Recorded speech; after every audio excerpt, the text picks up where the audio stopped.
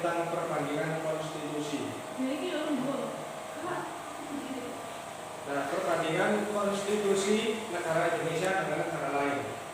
Nah, konstitusi sendiri merupakan sesuatu yang sangat penting bagi setiap warga, bagi setiap bangsa dan negara, baik yang sudah lama merdeka maupun yang baru saja memperoleh kemerdekaannya. Nah, melalui konstitusi kita dapat melihat sistem ketatanegaraan suatu negara. Konstitusi merupakan hukum yang dianggap paling tinggi di tangannya setiap negara. Nah, istilah konstitusi pada mulanya berasal dari bahasa Latin, yakni constitutio, yang artinya berkaitan dengan kata jus atau ius yang berarti hukum atau prinsip. Nah, Herman Hiller menyatakan bahwa konstitusi mempunyai arti yang lebih luas dari sekedar undang-undang dasar. Nah, sedangkan menurut pendapat Shelley Lubis bahwa konstitusi memiliki dua pengertian, yaitu konstitusi tertulis, yaitu undang-undang dasar atau Indonesia, dan konstitusi tidak tertulis atau konvensi.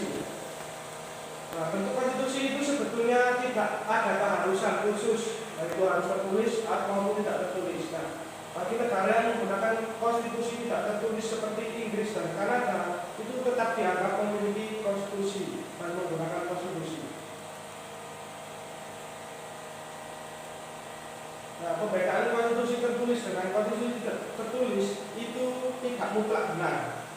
Menurut C.F. Strong, ketika menjelaskan mengenai perbandingan konstitusi di dalam bukunya yang berjudul Modern Political Constitution, mengatakan bahwa sebenarnya pembedaan konstitusi tertulis dan tidak tertulis tidaklah benar, karena tidak ada konstitusi yang benar-benar tertulis maupun yang benar-benar tidak tertulis. Yang disebut tertulis biasanya dimaksudkan sebagai dokumen konstitusi yang mempunyai kesakralan khusus, sedangkan yang tidak tertulis adalah konstitusi yang berkembang atas dasar adat istiadat atau custom. Nah, negara Inggris yang dikatakan tidak memiliki konstitusi tertulis sebenarnya memiliki berbagai hukum dan undang-undang tertulis yang memodifikasinya berbagai ketentuan konstitusi seperti The Bill of Rights 1689,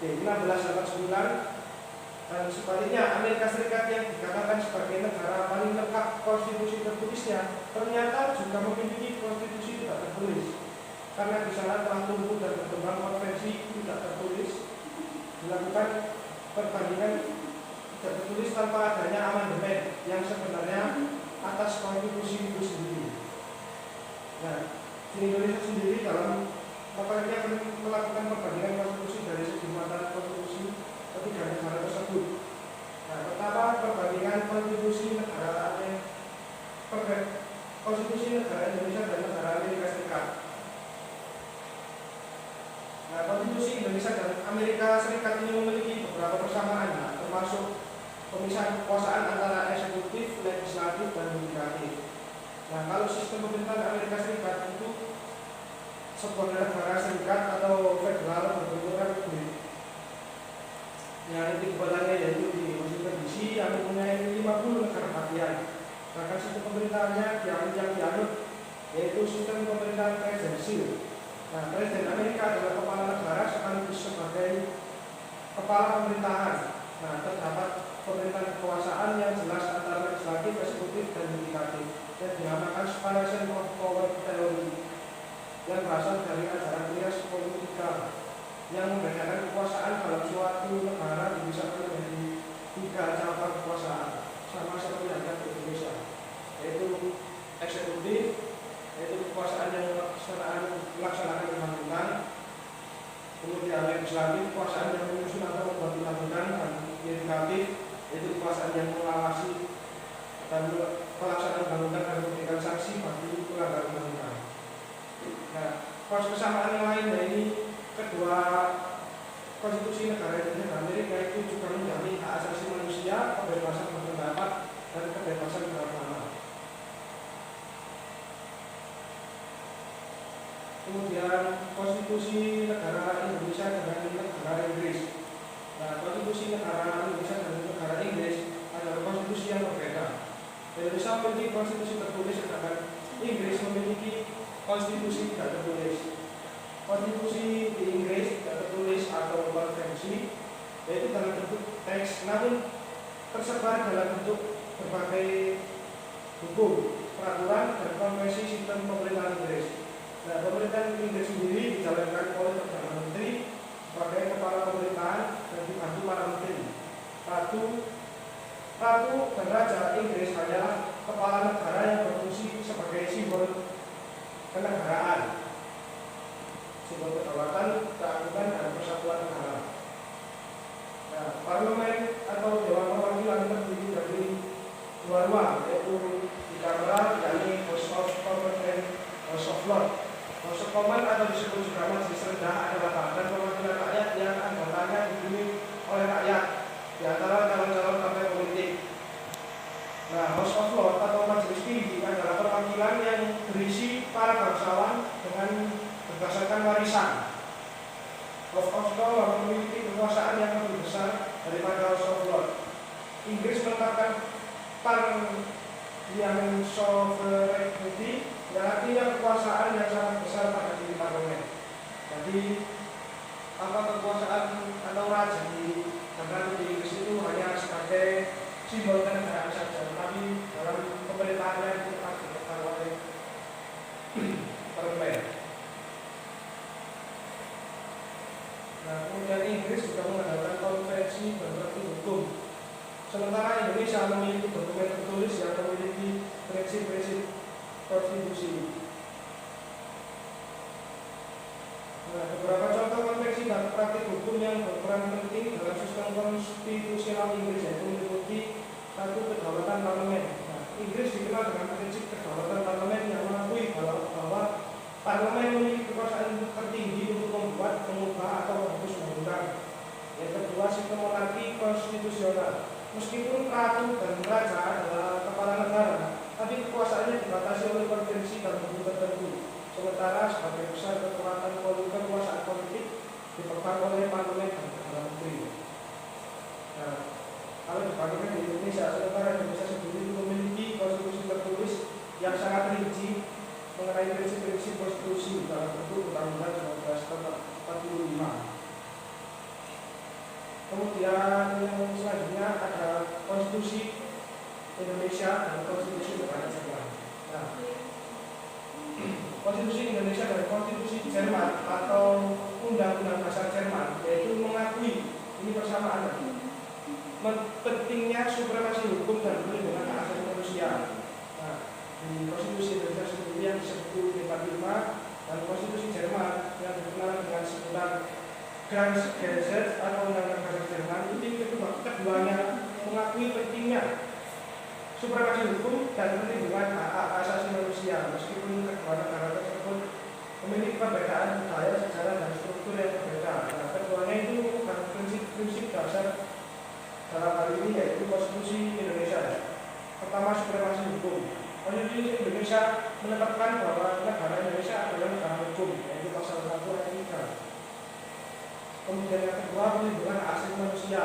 Konstitusi Indonesia memberikan jaminan perlindungan hak asasi manusia pada terdapat pada pasal 28 yang menegaskan hak asasi manusia ini termasuk hak untuk hidup, hak untuk tidak disiksa, dan hak atas peradilan yang adil dan kebebasan beragama, hak berpendapat, dan hak untuk berkumpul dan berserikat.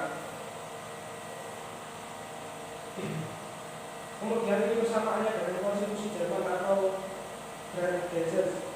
Nah, pertama, supremasi hukum. Grundgesetz juga menetapkan prinsip supremasi hukum dalam pasal 20 ayat 3 Grundgesetz dijelaskan bahwa kekuasaan negara hanya boleh dilaksanakan berdasarkan undang-undang. Nah, ini menunjukkan bahwa pemerintah Jerman harus bertindak sesuai hukum yang ada dan tidak boleh bertindak di luar batas hukum. Kemudian yang kedua, sama juga dengan konstitusi Indonesia, perlindungan hak asasi manusia. Jerman juga menjamin perlindungan hak asasi manusia pada ayat 1 ayat 3 yang menyatakan bahwa martabat manusia tak tergantung pada warna kulit, asal usul, dan keyakinan agama, gender, serta sebagainya harus dihormati. Hak asasi manusia harus dijamin dan dilindungi secara seimbang di dalam undang-undang dan hukum berdasarkan jiwa konstitusi. Jerman juga mempunyai Mahkamah Konstitusi Federal yang bertugas mengawasi hak-hak konstitusional. Nah, kedua konstitusi menegaskan pentingnya supremasi hukum dan hubungan hak asasi manusia sebagai dasar dari tata kelola pemerintahan yang baik dan sebagai prinsip fundamental yang menjamin keadilan dan kebebasan warga negara.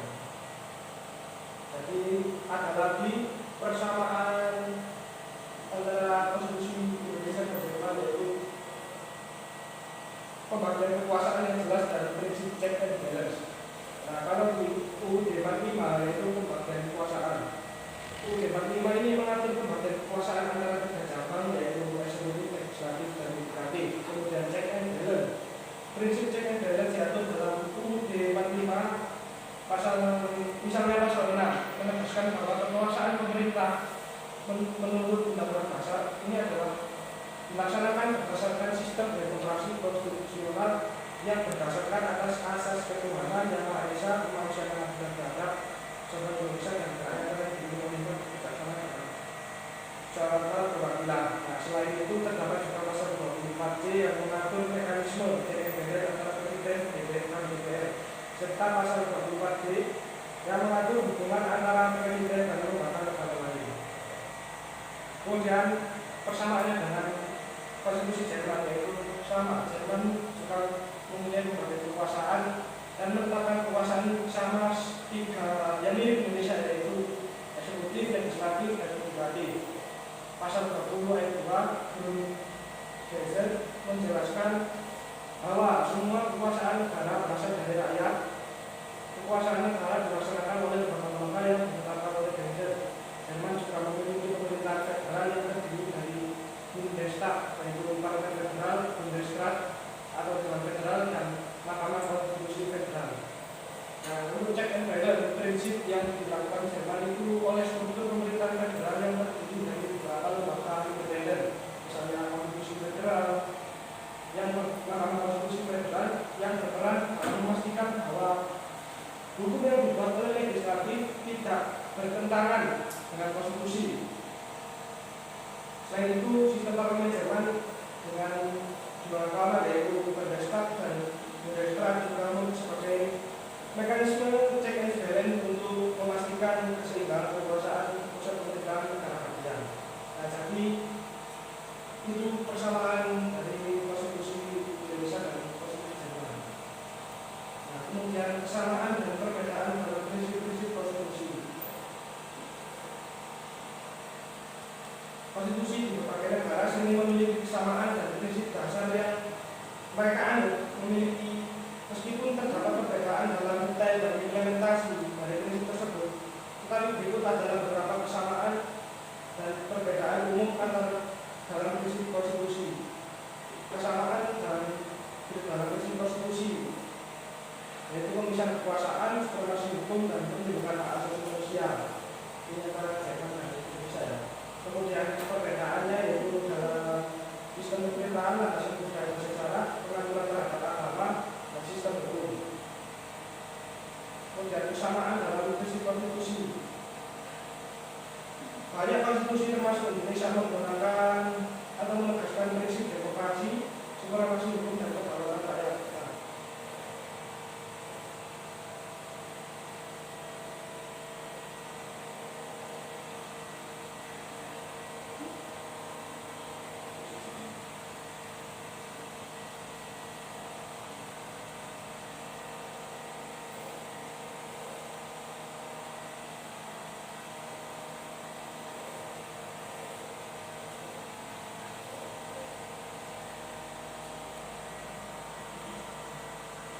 Tanggung jawab kabinet, bertanggung jawab kepada parlemen, dan kegagalan mendapatkan dukungan mayoritas dapat mengakibatkan pemilihan ulang atau perubahan pemilihan. Kemudian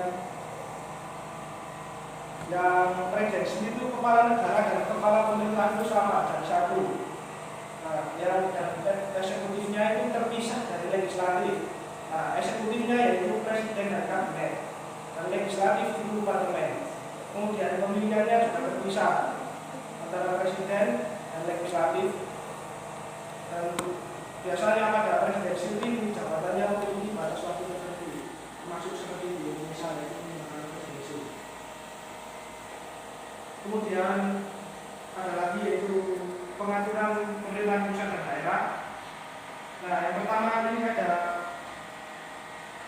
unitaritas, unitaritas, yaitu adalah otoritas pusat itu mendominasi sistem unitaritas. Otoritas pemerintah pusat mendominasi dan pemerintah daerah memiliki kewenangan terbatas. Jadi unitaritas itu hanya pusat yang mendominasi. Kemudian desentralisasi. Nah, ini desentralisasi ini kewenangan dalam sistem pemerintahan sebagai pokok kenegaraan didelegasikan kepada pemerintah daerah atau otonomi daerah. Nah, otonomi daerah ini memiliki banyak kewenangan terkait pengurusan lokal seperti pendidikan, kesehatan, dan infrastruktur. Kemudian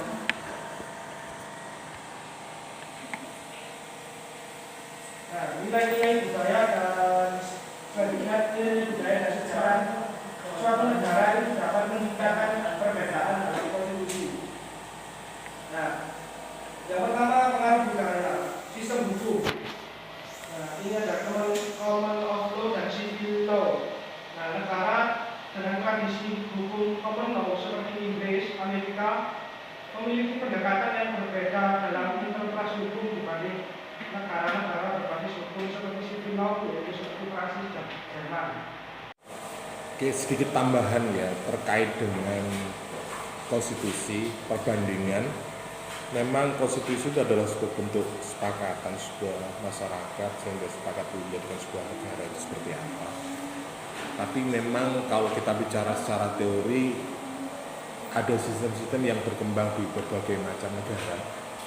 Ya, tadi sudah banyak sampaikan oleh Yanuar terkait dengan adanya konstitusi di Amerika, di Inggris dan di berbagai negara di terkait dengan teori yang benar yang mana itu ya tergantung kepada negara tersebut ya. Artinya bisa saja teorinya seperti itu tapi prakteknya bisa juga dimix ya. Jadi kayak hari ini kita melihat negara-negara koyoke misalnya terkait dengan negara itu bersifat komunis. Nah, komunis itu biasanya kalau kita bicara ideologi sosialis. Tetapi kenapa sekarang komunis itu kok arahnya ke kapitalis gitu loh, sosial kapitalis misalnya. Jadi seakan-akan arahnya kemana itu. Jadi kan ide atau gagasan untuk membantu sebuah negara atau sebuah persatuan sebuah antar negara itu bisa juga menyesuaikan dengan situasi kondisi yang ada sesuai dengan kesepakatan. Ya kalau kita bicara tentang konstitusi ya jadi konstitusi buatan manusia. Artinya kesepakatan itu bisa saja dibuat sesuai dengan ruang dan waktu dan kondisi psikologi, ekologi dari masyarakat sendiri. Kalau kita bicara tentang perbandingan konstitusi di negara kita aja sudah banyak mengalami perubahan-perubahan ya. Mulai ada Undang-Undang Dasar 45, ada Undang-Undang RIS, ada Undang-Undang apa macam-macam, bahkan sistem pemerintahan pun hampir nyaris semua dicoba. Nah, sekarang bisa dikatakan sistemnya presidensial, tetapi fakta di lapangan kenyataannya ya koyok-koyok kerajaan, monarki kan ya, tetapi ya samar-samar lah, tetapi dikatakan monarki juga tidak bisa presidensial, tapi kenyataannya seperti itu. Nah, ini ya piye. Pokoknya intinya negara damai ya wes. Artinya masyarakat bisa menerima atau bisa disepakati ya sudah. Makanya ini kalau di paribasan di negara kita seje desa mawa cara, walaupun desa itu dalam bingkai negara kesatuan Republik Indonesia, undang-undangnya sama, bisa juga prakteknya berbeda. Ya, bisa juga mungkin prakteknya tidak sepenuhnya sesuai dengan konstitusi yang kita sepakati secara nasional, secara satuan bangsa kita. Ya, gimana? Apalagi negara kita ini negara yang majemuk, negara yang pluralistik. Andai kata di stereotip, disamakan semua, yo gak jadi tandanan. Bingkai negara kita adalah Bhinneka Tunggal Ika. Artinya dengan perbedaan itu kita menjadi kuat, dengan perbedaan itu kita menjadi satu. Nah, ini yang menjadi catatan kita terkait dengan isi. Tahu kita bicara teori ya itu tadi, bisa juga perbedaan itu bisa dari sisi perubahannya atau amandemennya istilahnya, atau bisa sistem pemerintahannya gitu. Nah, macam-macam yang kita lihatkan di negara ini. Nah, sekali lagi bahwa konstitusi itu bukan buatan Tuhan, buatan manusia. Manusia macam-macam ya. Bisa juga dipengaruhi oleh geografi atau ekologi dari sebuah negara, sehingga bentuknya, sejarahnya, atau bisa juga kayak Inggris gitu. Iku pasti bu Jawa itu ya terjadi gitu loh, Rek. Bukan negara tapi provinsi. Misalnya kayak Jogja, Keraton Jogja. Itu ya dia juga seorang, kalau dikatakan raja ya raja, Sri Sultan. Tapi dia juga menjabat sebagai kepala pemerintahan. Nah, simbol-simbol kerajaannya untuk apa? Mungkin bisa juga masyarakat adat. Makanya di Indonesia, karena ini dalam suatu negara, dikatakan mungkin otonomi khusus. Ya. Nah, ini masuk negara dalam negara, kan repot ya. Tetapi bagaimana ini masih tetap menjadi satu wilayah kesatuan Republik Indonesia, sehingga ada otonomi khusus. Jadi kalau Sri Sultan itu piye nek nasibnya? Masyarakat sana bisa mengatakan dia raja, tapi orang luar, katakanlah orang Jawa Timur ketika ke Jogja, masuk raja, ya enggak, paling ya gubernur, walaupun dia sebenarnya juga. Terus misalnya terjadi demokrasi pada umumnya, pemilihan, apakah calon gubernur itu boleh di luar dari kerajaan Yogyakarta? Boleh enggak? Loh, nek ngomong demokrasi ya siapapun boleh. Nah, makanya kemarin sampai muncul wacana terkait dengan penataan di negeri kita, bahwa untuk daerah khusus seperti DKI Jakarta, untuk gubernur dan wakil gubernurnya tidak melalui pemilihan secara terbuka, tetapi ditunjuk langsung oleh presiden. Ya, kalau coba diangen-angen misalnya, kalau memang itu belajar demokrasi, menerapkan sistem demokrasi, Yogyakarta misalnya, bolehkah saya dari Jawa Timur mencalonkan gubernur DKI atau DIY? Secara demokrasi boleh, tapi bagi masyarakat sana seperti apa? Artinya simbol-simbol dari kerajaan itu juga masih tetap berjalan, tetapi di dalam bingkai negara kesatuan Republik Indonesia, bukan negara federal, bukan negara. Nek mengkaji dinamika kenegaraan di negara kita itu sebenarnya sudah sangat kaya betul dan unik sekali. Bahkan kalau itu misalnya raja itu diakui, ya wakerek Solo misalnya, Demak, terus mau Sriwijaya, bahkan Mojopahit, andai kata silsilahnya masih hidup, iso uga duwe provinsi dhewe, negara dhewe malah dia. Walaupun secara informal mereka juga punya wilayah sendiri. Bahkan kalau kita bicara wilayah ke Mojopahitan, Jombang itu sudah menjadi wilayah kita. Tapi karena ini negara kesatuan Indonesia, bisa juga wilayahnya sesuai dengan teritorial yang disepakati oleh kita. Nah, nek ngono rek, bingkai negara kesatuan negara kita, ya mau macam-macam Indonesia ya. Makanya ada sebagian wilayah di negara kita yang masih diberlakukan secara khusus kerajaan itu diatur. Misalnya kalau ada Aceh misalnya. Mungkin bukan kerajaan tetapi sebagai samudra pasai, sebagai serambi Mekah, sebagai pintu masuknya Islam di negara kita, akhirnya ya tetap ada perlakuan khusus karena secara ekologi masyarakat sana sangat kuat terhadap ajaran agama Islamnya, sehingga pemberlakuan hukum-hukumnya mungkin tidak sama dengan provinsi yang lain. Loh, ini ngomong konstitusi itu kan kok jadi kan masuk melimpah, masuk konstitusi ini ada item A, B, B1, B2 ngono. Seperti itu. Tapi di dalam konstitusi kita juga tetap diakui seperti itu. Ini dalam pasal-pasal khusus. Nah, kalau dilihat dari undang-undang dasar kita sangat simpel sekali, masuk sampai ngatur sampai kayak ini. Dan saya ini ngomong demokrasi, ada partai lokal yang diakui oleh undang-undang pemilu. Berarti Jawa Timur mestinya ya oleh rek partai lokal ngono lho ya. Kenapa Jawa Timur tidak boleh? Nah, hanya Aceh yang boleh loh. Kok ngeliti Indonesia nih ngomong konstitusi, ngomong tetapi inilah Indonesia yang mungkin dengan perbedaan itu menjadi sebuah yang bisa memanage perbedaan itu menjadi sebuah kesatuan namanya Republik Indonesia. Ya inilah yang patut kita syukuri. Tetapi kalau kita bicara misi konstitusi perbedaan, misi kok negara lian, kayak Israel, kayak Kongo, perang ya, Myanmar gitu ya, Rohingya, itu sampai nggak diakoni menjadi warga negara Myanmar. Misalnya kayak kene misalnya, wah Madura ku angel aturane, terus gak diakoni dadi warga negara Indonesia, ngono piye rek? Padahal itu di mana-mana ada ngono kan. Atau mungkin masyarakat Jawa atau masyarakat Batak atau suku Batak yang tidak diakui misalnya. Nah, itu apakah terjadi di negara kita? Kan tidak ada. Walaupun ya apa ya tetep lah iki dulu rek. Walaupun karakter sampean seperti apa, yo keras, yo anu, silakan. Seperti tetap NKRI. Nah, kayak Rohingya ini tuh, sampai negarane dhewe lho gak ngakoni sukune ya.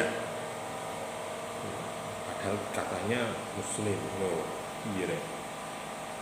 Nah, Indonesia yo gak Muslim kabeh ta rata-rata. Ayo.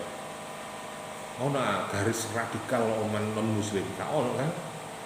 Anda pernah lihat nggak? Masih di Papua ya nggak mungkin ngomong isu ras tentang agama ya ludas gitu ya. Nah, ini konsep atau implementasi dari sebuah konstitusi sebuah negara, efeknya seperti itu. Kalau kita berkonstitusi berarti bingkai ruhnya sebuah negara harus mengikuti itu. Nah itu memang kalau kita mengkaji diskusi tentang konstitusi kita sudah mumet. Apalagi di luar negeri, mungkin ya bisa juga asing, aneh, Inggris, Amerika, Prancis, Jerman, ya macam-macam kan. Ya mungkin kono mek negara ini sukune mek iku tok. Nah Indonesia ge model kok Inggris kok lho ya gak dadi tantangan ngono ya. Ini kalau di sini istilahnya sampai tingkat desa saja di desa Mawacoro. Nah nek desane ana 8.000 ya. 10.000 desa misalnya, lu macam-macam. Bahkan itu 10.000 per des. Makanya nek ngomong pejabat publik, kira-kira cara memimpin di Indonesia, ya iso belum ada. Tapi karena kita budayanya, mungkin masyarakatnya juga enggak begitu radikal, artinya masih humanis dan sebagainya mungkin terjadi. Yo gak apik nemen, yo gak elek nemen. Ngomong apik nemen yo kene korupsi aja akeh, malah yo ngomong welek nemen yo ngendi sih kene sing sampe